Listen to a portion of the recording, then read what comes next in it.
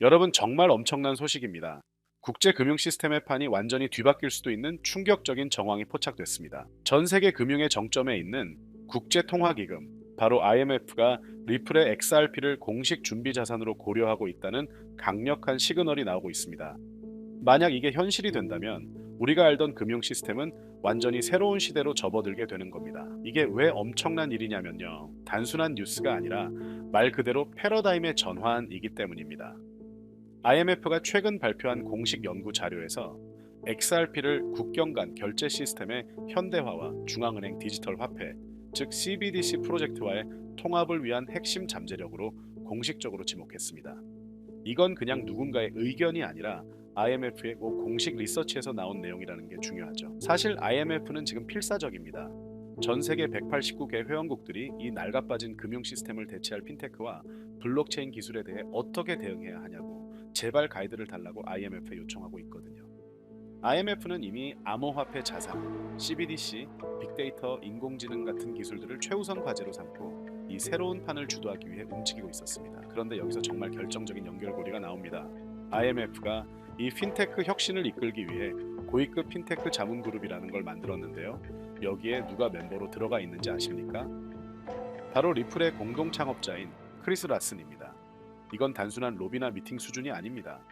서클, DTCC, 싱가포르 통화청 같은 전 세계 금융의 핵심 기관들과 어깨를 나란히 하고 EMP의 정책 방향 자체를 설계하는 내부자로 참여하고 있다는 뜻입니다. 리플의 CEO인 브래드 갈링하우스 역시 IMF를 상대로 직접 XRP를 피칭해 왔습니다. 그가 제시한 핵심 솔루션은 바로 전 세계 은행들의 수십 년간 묶여있던 10조에서 20조 달러, 우리 돈으로 경 단위를 훌쩍 넘는 이 엄청난 사전 예치금 문제를 해결하겠다는 거였죠. 그리고 이건 단순한 제안이 아닙니다. 이미 태평양의 섬나라 팔라우와 CBDC 파일럿 프로젝트를 진행했는데 놀랍게도 이 프로젝트에 IMF의 기술 지원팀이 직접 참여했습니다. 이미 실질적인 협력과 기술 검증이 이루어지고 있었다는 거죠. IMF가 XRP를 부르는 명칭이 있습니다. 바로 잠재적 브리지 통화, 즉 가교 통화입니다. IMF도 잘 알고 있는 거예요. 비트코인은 변동성이나 속도 문제로 국제 결제에 쓸 수 없습니다. 이더리움은 CBDC들을 연결하는 네트워크로 설계되지 않았죠. 결국 전 세계 모든 법정 화폐, 앞으로 쏟아져 나올 각국의 CBDC 그리고 금이나 은 같은 실물 자산이 토큰화되었을 때 이 모든 것들을 막힘없이 연결해줄 유일한 다리 역할로 XRP를 지목하고 있는 겁니다. 물론 지금 당장 IMF가 XRP를 준비 자산으로 사들일 수는 없습니다. 현재 IMF의 법적 프레임워크에 따르면 최소 한 개 국가가 XRP를 공식 통화로 채택해야 한다는 조건이 붙어 있거든요. 하지만 이 조건은 두 가지 방식으로 해결될 수 있습니다. 정말 어떤 나라가 XRP를 법정화폐로 채택하거나 혹은 국제통화기금이가 스스로 이 낡은 법적 프레임워크를 변경해버리면 그만입니다. 그리고 지금 이 변경을 위한 아주 구체적인 대안이 논의되고 있습니다. 바로 전자 SDR이라는 개념입니다. 이 ESDR이 도입되는 시나리오는 아주 명확합니다. 첫째, IMF가 준비 자산의 정의에 디지털 자산을 포함하도록 정책을 바꿉니다. 둘째, 미국, 유럽연합, 일본, 영국 같은 주요 중앙은행들의 동의를 얻어냅니다. 놀랍게도 리플은 이미 이들 국가의 중앙은행 및 규제 당국과 깊숙이 협력하고 있죠. 셋째, 85%의 투표로 SDR 바스켓 수정을 의결합니다. 마지막으로 IMF와 각국 중앙은행 시스템을 XRP 원장, 즉 XRPL에 연결, 즉 통합하는 겁니다. 이건 더 이상 먼 미래의 꿈이 아니라 구체적인 로드맵이라는 거죠. 여기에 마지막 쐐기를 박는 단서가 있습니다. IMF는 최근 더 빠르고 저렴한 결제를 위해 통합 원장이 필요하다고 공식적으로 촉구하고 나섰습니다. 이 통합 원장이라는 개념 어디서 많이 들어보지 않으셨나요? 이미 세계 경제 포럼은 XRP 원장 위에서 10억 달러 규모의 펀드를 토큰화하는 테스트까지 성공적으로 마쳤습니다. 심지어 리플은 우리가 이름도 다 알지 못하는 전 세계 24개가 넘는 중앙은행들과 CBDC 프로젝트를 비밀리에 그리고 동시에 진행하고 있습니다.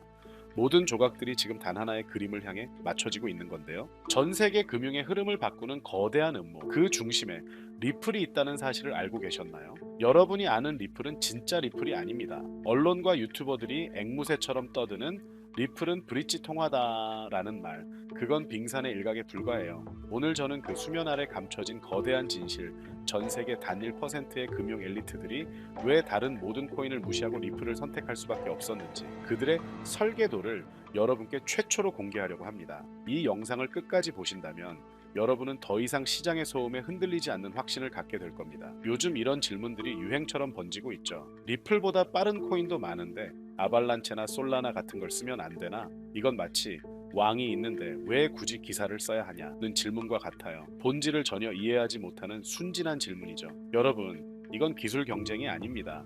이건 권력의 이동이에요. IMF, BIS, 연준, 세계은행 이 이름들이 단순한 금융기관으로 보이십니까? 아니요. 이들은 새로운 디지털 금융 제국의 설계자들입니다. 그리고 그들은 이미 자신들의 제국을 관통할 단 하나의 혈관으로 리플을 지목했습니다. 다른 코인들은 그저 대중의 시선을 돌리기 위한 화려한 장난감에 불과했다는 겁니다. 브릿지 통화, 참 듣기 좋은 말이죠. 하지만 그 진짜 의미는 통제 가능한 유일한 관문이라는 뜻입니다. 자, 한번 상상해 보세요. 앞으로 세상에는 수십 수백 개의 국가별 디지털 화폐 CBDC가 발행될 겁니다. 디지털 달러, 디지털 위안, 디지털 유로, 이건 통제 불가능한 디지털 바벨탑의 재앙을 예고하는 거예요. 100개의 국가가 CBDC를 발행하면 이들을 직접 연결하기 위해선 무려 4,950개의 거래상, 즉 4,950개의 길이 필요합니다. 이건 비효율의 극치이자 재앙이죠. 바로 이 지점에서 설계자들은 웃고 있습니다. 자신들이 설계한 단 하나의 길, 리플을 통하지 않고는 아무도 이 디지털 금융 고속도로에 진입할 수 없게 만들어 놨으니까요. 테더 같은 스테이블 코인이 그 역할을 할 수 있지 않냐고요? 그건 특정 국가, 즉 미국의 디지털 식민지가 되겠다는 말과 같습니다. IMF와 BIS가 원하는 건 미국의 통제마저 벗어난 자신들이 컨트롤할 수 있는 중립적인 통제 자산이며 그 유일한 해답이 바로 리플인 것이죠. 계산기가 있는데 왜 컴퓨터가 필요하냐는 질문은 이제 구시대의 유물입니다. 지구에서 살면 되는데 왜 우주를 개척하냐고 묻는 것과 같죠. 시대가 바뀌었습니다. 그렇다면 왜 수많은 코인들 중에 하필 리플이었을까요? 설계자들은 아무 코인이나 선택하지 않습니다. 그들의 제국을 운영하기 위한 왕의 조건은 처음부터 정해져 있었고 이 조건을 만족하는 건 이 세상의 리플 단 하나뿐이었어요. 첫째, 빛의 속도와 결제와 정산의 동시 완료. 기존 금융은 송금 버튼을 누르는 결제와 실제 돈이 들어오는 정산 사이에 5일이라는 시간이 걸리는 원시적인 시스템입니다. 이건 돈이 이동하는 게 아니라 거북이가 기어가는 거죠. 리플은 단 3초. 누르는 순간 정산까지 완료됩니다. 이건 단순한 속도가 아니라 시간이라는 리스크 자체를 제거해버리는 신의 영역에 가까운 기술이에요. 둘째, 먼지와도 같은 수수료. 수조 원을 보내도 수수료는 단돈 몇 원. 이게 의미하는 바가 뭘까요? 돈의 이동에 마찰이 사라진다는 겁니다. 마찰이 없다는 건 무한한 이동이 가능하다는 뜻이고 이는 곧 금융 시스템의 완전한 장악을 의미합니다. 스위프트나 이더리움의 비싼 수수료는 구시대 통행세일 뿐입니다. 셋째, 모든 CBDC를 지배하는 마스터키. 각기 다른 언어와 규칙으로 만들어질 전 세계 CBDC들. 이들을 직접 연결하는 건 불가능합니다. 하지만 리플은 이 모든 디지털 금고를 열 수 있는 단 하나의 마스터키 역할을 하도록 처음부터 설계되었어요. 리플은 단순한 코인이 아니라 새로운 금융 언어의 통역사이자 지배자입니다. 넷째, 통제와 투명성이라는 두 개의 얼굴. 이게 핵심입니다. 리플은 탈중앙화라는 가면을 쓰고 있지만 실제로는 기관이 제어할 수 있는 허가형 노드를 통해 완벽한 통제가 가능합니다. 불법 자금, 테러 자금 추적은 물론 설계자들이 원할 때 언제든 개입할 수 있는 백도어가 존재하죠. 즉 규제와 프라이버시라는 두 마리 토끼를 모두 잡은 엘리트들을 위한 완벽한 하이브리드 자산이라는 겁니다. 만약 다른 코인을 브릿지로 쓰기로 합의하면 어떡하죠? 라는 질문은 하늘을 나는 비행기 엔진을 공중에서 교체하자는 말처럼 어리석은 소리입니다. 금융 시스템은 민간 프로젝트가 아니에요. IMF, BIS 각국 중앙은행들이 수년에 걸쳐 비밀리에 테스트하고 엮어놓은 거미줄 같은 네트워크입니다. 리플은 이미 그 거미줄의 중심, 즉 심장에 자리 잡았습니다. IMF 내부 보고서 ISO 2021 표준 문서 곳곳에 리플의 이름이 등장하는 건 우연이 아닙니다. 그건 이미 공사가 끝났다는 준공 확인서와 같은 거예요. 결국 리플은 우연히 선택된 암호화폐가 아닙니다. 태생부터 설계, 코드, 생태계, 그리고 국제 규제까지 새로운 금융 제국을 위한 황제의 검으로 단련된 유일한 자산이죠. 다른 코인들이 NFT, 디파이 같은 기능 놀이에 빠져 있을 때 리플은 조용히 금융의 척추를 만들고 있었습니다. 금융시장은 기술이 아닌 권력으로 움직입니다. 그리고 리플은 그 권력을 가장 오랫동안 가장 치밀하게 준비해온 자산입니다. 처음으로 돌아가 제가 던졌던 질문을 다시 해볼까요? 왜 꼭 리플이어야만 할까요? 이제 이 질문이 얼마나 순진했는지 깨달으셨을 겁니다. 진짜 질문은 이것입니다. 이미 모든 준비를 마친 금융 엘리트들의 편에 설 것인가, 아니면 버려지는 99%의 대중으로 남을 것인가. 오늘 제가 공개한 내용은 거대한 빙산의 일각일 뿐입니다. 진짜 정보, 즉 금융 엘리트들이 리플의 가격 폭등을 유발할 X데이 이후 다음 타겟으로 어떤 코인을 비밀리에 매집하고 있는지에 대한 구체적인 정보가 있습니다. 이 시장은 정보의 속도가 당신의 계좌를 결정하는 냉혹한 전쟁터입니다. 어중이 떠중이 모여서 떠드는 그런 시시한 정보 공유방이 아닙니다. 오직 거대한 부의 흐름에 올라탈 자격이 있는 1%의 소수 정예만을 위한 비공개 브리핑입니다. 영상 하단 더보기란의 링크를 클릭하십시오. 단 10초면 충분합니다. 간단한 질문지에 답변하고 번호를 남겨주시면 제가 직접 기관들이 선점하고 있는 코인 정보를 보내드리겠습니다. 어떤 비용도 가입 권유도 일체 없습니다. 다만 이 정보를 확인하는 순간 세상을 보는 당신의 눈과 부의 지도가